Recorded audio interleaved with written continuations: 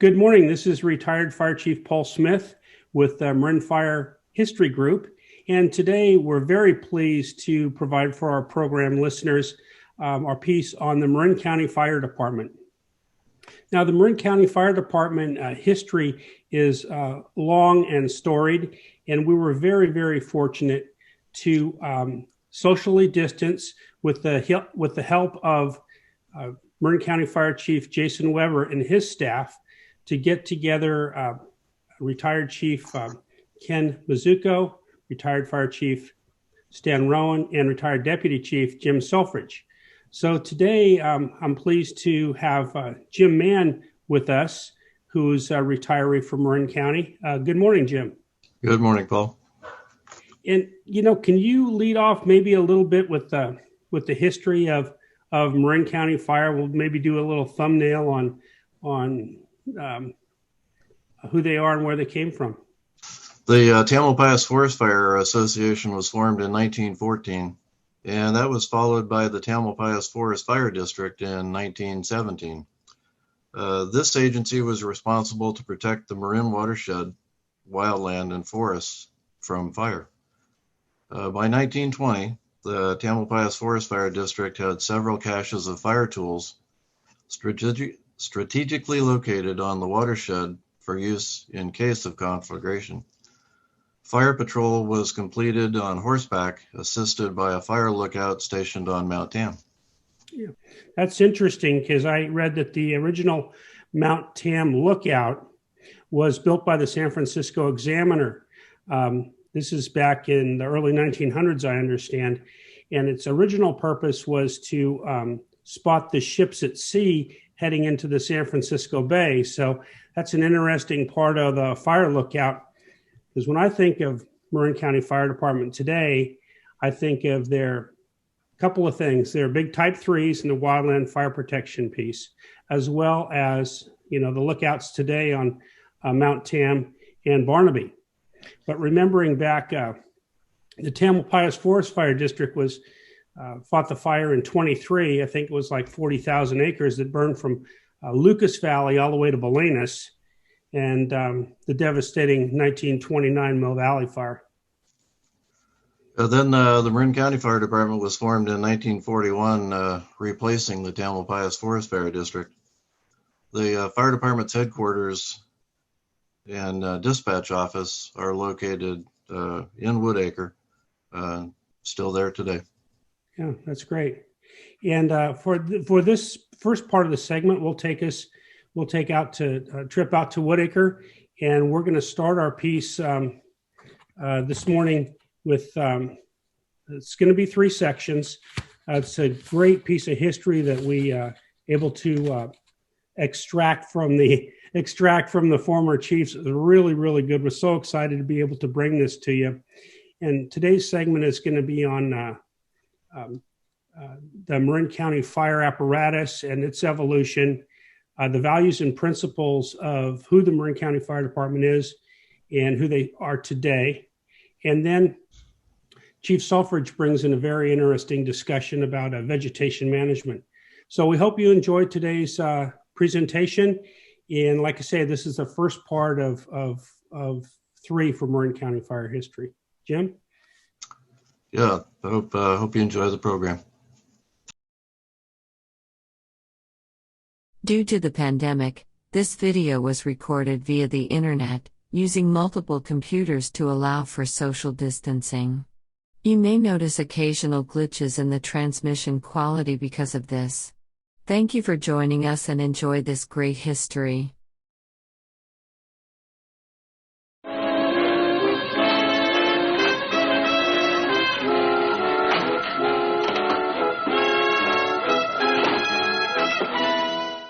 Good morning and welcome to Marin Fire History. Today we're out at Woodacre, California at the headquarters of the Marin County Fire Department.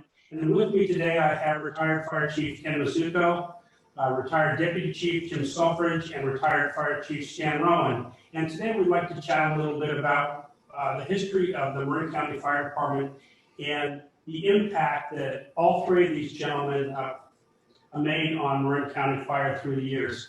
Like Paul said, with us today is former Fire Chief Stan Rowan, and I'll let Stan give a little quick bio on himself and also bring up how he got interested in the fire service. Stan?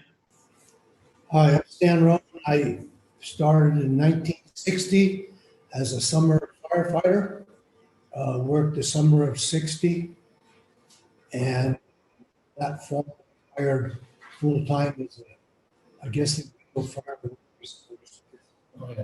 So I'm 80 years old now, and I don't remember what I did yesterday. That enough, Maz? Good. Now I'd like to introduce former Deputy Fire Chief Jim Selfridge. Hi, I'm Jim Selfridge. I started with the Marin County Fire Department as a seasonal firefighter in 1964. Spent 2 years as a seasonal, was going to college at the time, dropped a course, dropped under the student deferment, and I was working here for the winter at that time. So I went away for 2 years, came back, and eventually retired in 2003 as the Deputy Fire Chief.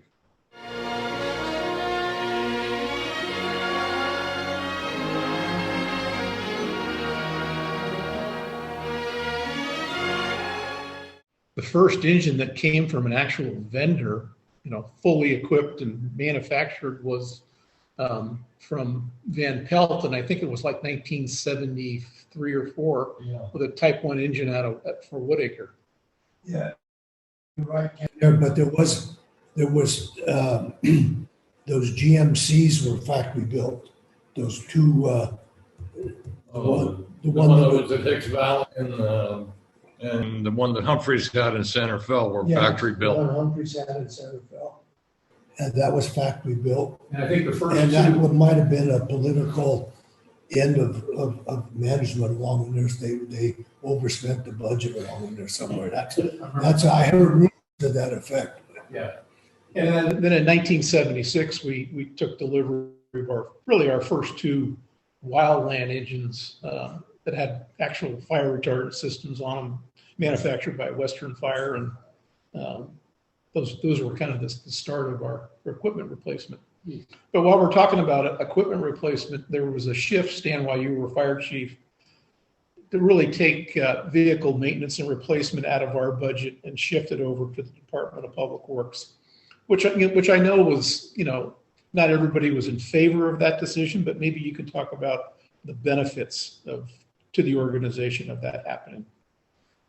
Well, we didn't have the cash flow or to buy engines that more than one a year, and you could never replace the fleet buying one a year. But eventually it gets too far out. So we, thanks to a couple of people at Public Works, and Bob Testa was instrumental in this.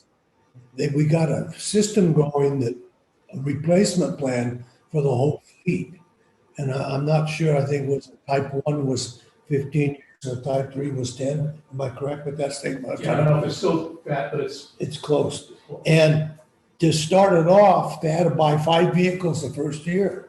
Well, our budget wouldn't support that, so it was out of the vehicle replacement fund in the county, and we had eventually built back up we had to pay off, I think it was the 2 ambulances, the two Type 3s and the Type 1 on that same purchase to get us jump started until we can get the system going. Now this is the best fleet I've ever seen today. I admire Jason, Ken, and everything they did to continue that program as it is today is unbelievable. Yeah, I can remember that first year, and we talk about the success of our organizations are all based on trusting relationships. And I can remember the sheriff during that time, who was part of the county vehicle replacement program, told Stan, "Hey, listen, I'm going to forego buying any new police cars so you guys can get caught up," which I thought was very admirable for Sheriff Doyle to do that. And, certainly our relationship with the Public Works Department was extremely beneficial to the organization and still is. And, what we pay into vehicle replacement and repair, we've certainly got our money's worth, even though it was an emotional thing for a lot of the staff members here at Marin County Fire to lose that piece of vehicle replacement and also the repair. But we kept the mechanic here, and everything has worked out really, really well since then. And it's still working out.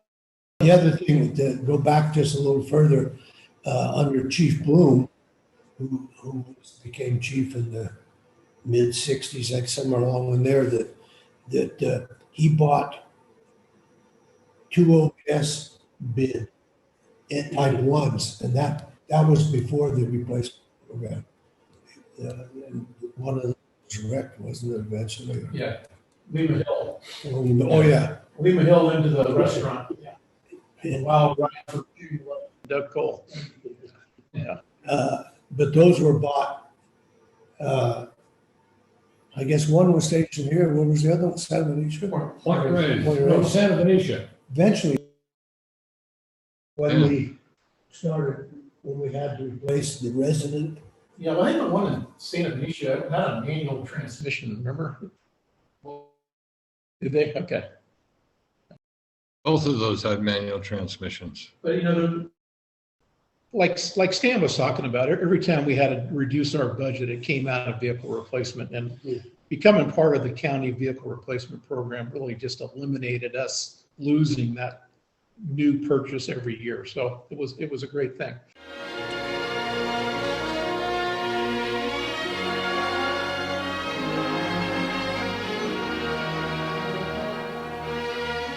The firefighters actually built the first Point Reyes station, and that becoming kind of the part of the culture of the Marin County Fire Department, where the troops throughout my career had no problem with putting on a carpenter's belt and doing whatever needed to be done as far as maintenance or improving their fire station. So I think that really started years ago, and I'm glad to see even today that goes on. It says much for the culture and the values of the people that work for the Marin County Fire Department. And as far as to delve into the staffing piece of it, it's just when you look back to those days that it was okay for a one-person station. Even when I came to work in 1974, vacation relief and sick leave, you normally didn't replace the person.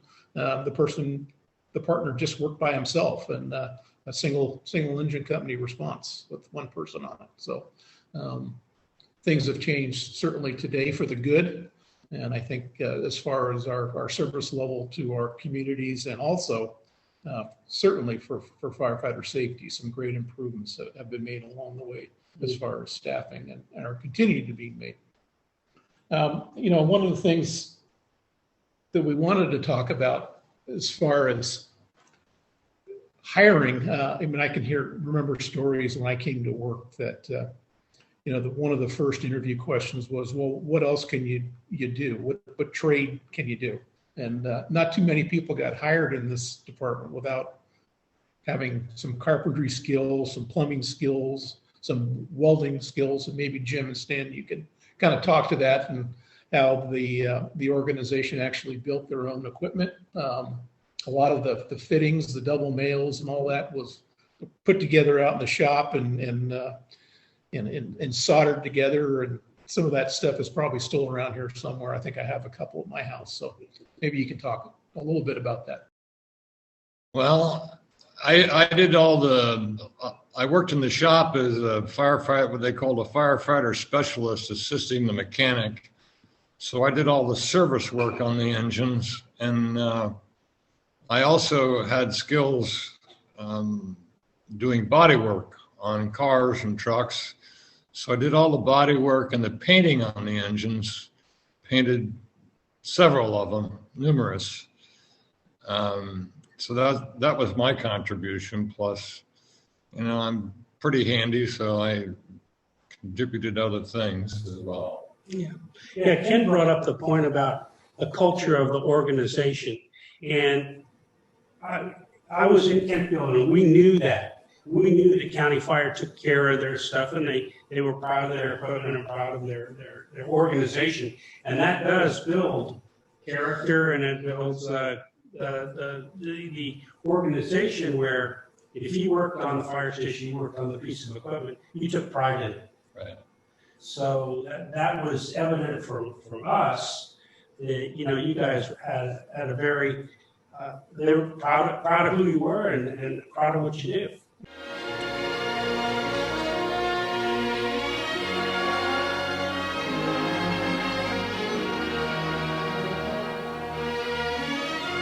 In 1981, CDF developed what was called at that time, the Chaparral Management Program, that was later changed to the VMP, Vegetation Management Program, where they provided funding, what do you call it? Environmental program, EIR, insurance, and equipment to do prescribed fire. And equipment, I mean helicopters with helitorches. And the stakeholders, and the primary stakeholders were the Municipal Water District, the state parks, California Open Space, or Marin County Open Space, and a woman that owned a huge piece of property named Mary Tiscornia on would be the one came out. Yeah, and so she was one of the stakeholders as well. And we began burning, and we did our first burns up on the Hill Ranch in Nevada that were very successful. We did burns in the Kent Lake drainage, Liberty Gulch, near Alpine Dam, and we had a lot of resistance from the public. They didn't understand what we were really trying to accomplish. And I had a partner from CDF who I worked with, a fellow named Wayne Mitchell, who was a forester. And we did numerous public meetings trying to educate the people, but we still had resistance because they didn't like how it looked afterwards. A year later, it all looked fine, but they did not like black ground. And in 1984, we decided we'd give the south slope of Mount Tam a shot, right above Mill Valley, which was really probably the most important area that needed burning in this county. And there was a delay in the fuel truck getting there to mix the napalm, Alumagel is what it was called, but it was basically napalm for the helitorch, and we got a late start, and the inversion lifted out by the time we got the helicopters up, so we wanted to burn from the 1,200-foot elevation to the top of the mountain. And instead of getting a couple thousand acres burnt, we only got a couple of hundred acres burnt. But the proverbial you-know-what hit the fan with some of the local residents, and we had a meeting at the Mill Valley City Council chambers, and it was a pretty packed meeting. Wayne and I were still trying to push the program and keep it going. And a woman in the audience stood up and declared herself as a Tiburon resident and an attorney for the Sierra Club. She said, and if you people don't stop this program, the Sierra Club is going to sue you. And with that, all the stakeholders panicked, with the exception of Mary Tiscornia. So the water district backed out, the state parks backed out, the Marin Open Space backed out, and she was just livid because she really believed in the program. And the program basically died for the lack of stakeholders. And like Ken told you, had we been allowed to continue that cycle from 1984 to 2021, we would have accomplished an enormous amount. We would have reduced the fuel loading in the high hazard areas in this county tremendously. But unfortunately, that never happened. Finally, you're hearing little bits and pieces of people talking about prescribed fire again, but it's 30 years after the fact.